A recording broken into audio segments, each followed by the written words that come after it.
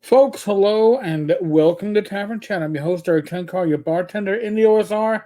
I am back in New York. It was a 4.5 fucking hour drive to get back from the Poconos. It was never ending. I probably just demonetized this video, but oh my god. So, I have a couple of thoughts for future videos, but I think this one's a bit more timely. Kind of, sort of. This article went up last week on ENWorld. I find it very interesting. So, what are the current freelance writing rates in the tabletop RPG industry? And it's not going to go the way you expect. It's actually higher than I would have guessed.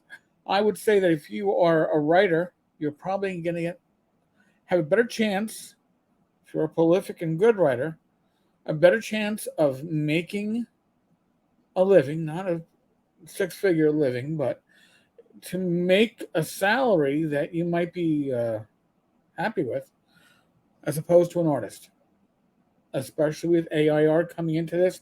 And we're also going to see that the prices being paid for writers might make AI writing something that some companies might invest in or look into. So, Morris did a great job in this. His sample is well done. He has 1,120 anonymous respondents. That is, for our industry, a very good number of anonymous respondents. I would say, as somebody who dealt with statistics for a number of years on my job, that what we're looking at here should be fairly accurate across the board. Could there be outliers? Of course, but I think we can pretty much say. Now, company size. I think the company size is a little bit misleading because there are only two leaders, right? It's self-reported by respondents. Your two leaders are Watsi or Paizo, and they make up 1 in 8. So that would mean there's like 16 companies that are represented here. I think that number is a bit off, but well, I guess maybe not. I guess there are some that might be Watsi or Paizo size. Free League, maybe. I don't. I guess European companies. So, single is one staff member. Small is 1 to 2 full-time staff members. Medium has multiple full-time staff, well-known brands. Large has offices, lots of staff, departments. That would be like probably Goodman Games, uh, Steve Jackson Games, certainly. So we're looking at stuff like that. Time in the industry. This is the time in the industry of the freelance. Remember, these are freelance numbers that we're looking at. 1 in 3 freelancers has under 5 years. 1 in 4 have 10 or less. But then you get up there, you got people who have 25 plus years, 20 to 25 years. You have people that have been doing this since, well, since the original TSR existed. So you would think that people with more time would probably generate more money. Uh, we have a graph here showing what the word rates are. The average, the mean is 8.5, but the mode, the highest number of incidents in this case would be 10 cents a word. But he's saying in 2015, the mean rate was about 3 cents a word. However, that was a much smaller data set. And that, again, smaller data sets can throw it off. This seems to be a wider data set. Again, over 1,100 respondents to this. Last I've talked to a number of freelancers. I have a number of friends that work for others as freelancers, self-publish, all that stuff. Um, Going back about 5 years. So he's talking about 2015. I'm going to talk about 2018. Uh, Average seemed to be about 5 cents a word for companies that were, I don't know, 2 to 3 full-timers that had significant work that was being produced by freelancers, 5 cents a word was pretty much going rate. By company size, leader companies, again, Watsi and Paizo, are paying, looks like it's roughly 17 cents an hour. And then others are paying less than 10 cents an hour. I would expect that. But what is interesting when you look at this, and I'm going to point this out, is that single means one single publisher, one person putting out a boutique book maybe, pays more than small and medium as well as a large company. Now, why would that be? Because they're probably less interested in profit. They are more interested in getting a beautiful book out, a well-written book out. They're willing to pay a little bit extra, whereas small and medium publishers are trying to make money off of their hobby, their business, whether it's a full-time employment or it allows a spouse to stay home for childcare issues or whatnot. So, time in the industry. Look at this, and you see a significant spike when you hit about 16 years. I know 21 plus years goes down a bit.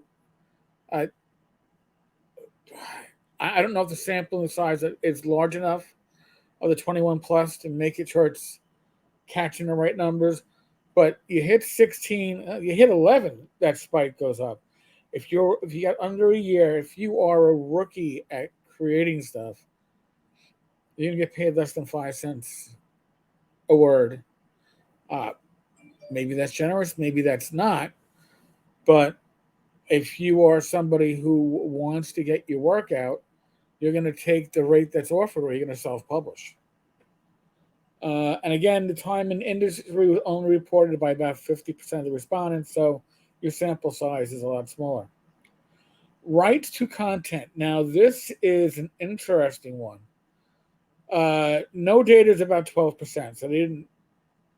But rights reversion is 2%. The only publisher I know of that does rights reversion is Lamentations of the Flame Princess, James Raggi. He does either rights reversion or licensed. But work for hire is 3/4 of the work that's out there.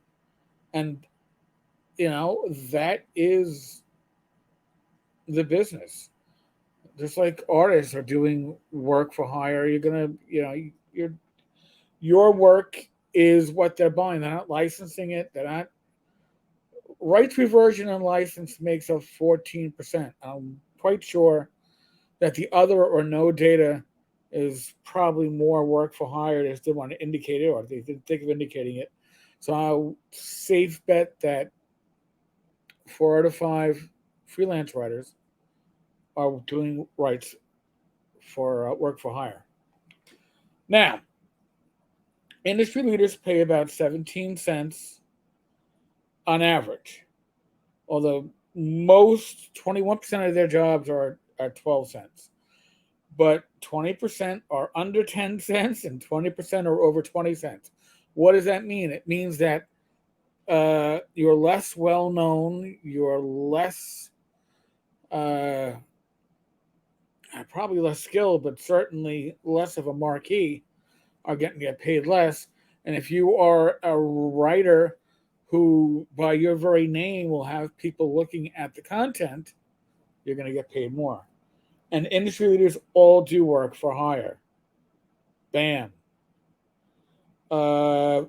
Payment schedule, mostly within a month. All right, large.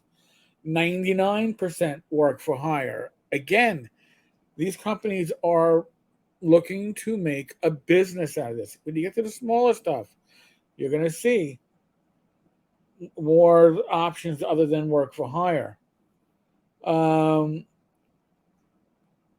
Wow, 14% of the industry leader size did not get a contributor copy, probably because they figured your work for hire, you are literally faceless.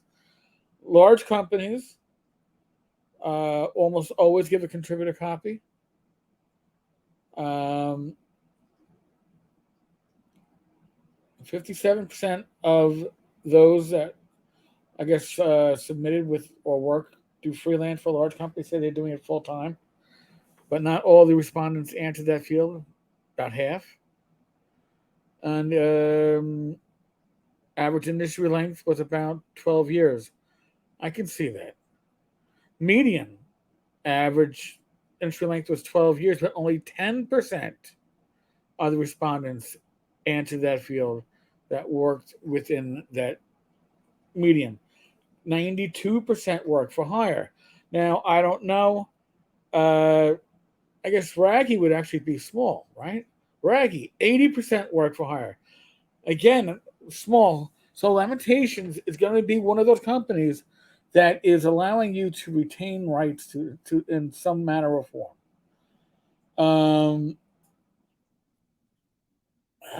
Single. Okay. Well, this is where it gets interesting. 13% of single. Now, one staff member owner. I don't know if you want to consider Lamentations. Again, they are the outlier. James, his creators retain their rights. That's been an issue when people have wanted things republished and people have refused to allow it to happen, which is fine. On publication is less than 10%, which is interesting. I thought it would have been more when people get paid. Most now, again, single one staff member paid immediately 50%. Nobody else talks about half their freelancers, or half their freelancers are getting paid immediately. You submit the work, you get paid. If you're doing this for a living or trying to, that's important, because if you're waiting and you get paid, 30% get paid within 1 month. So 80% are getting paid within a month. That's pretty good. So look at this, folks. Take a look at these numbers, and it'll help you, if you are a freelancer, to get an idea of what size company fits you. Some may pay more, some may pay less, some may pay quicker, are the rights important to you? Well, you're more likely to keep rights to some extent to your work with a single or small company. Interesting stuff. Again, I give huge props to Morris for this. He did a really good job on this. There's a lot for you to digest. I'll include a link to this article. I think if you are a freelance writer, this is what you got to look at to get an idea of what you are worth.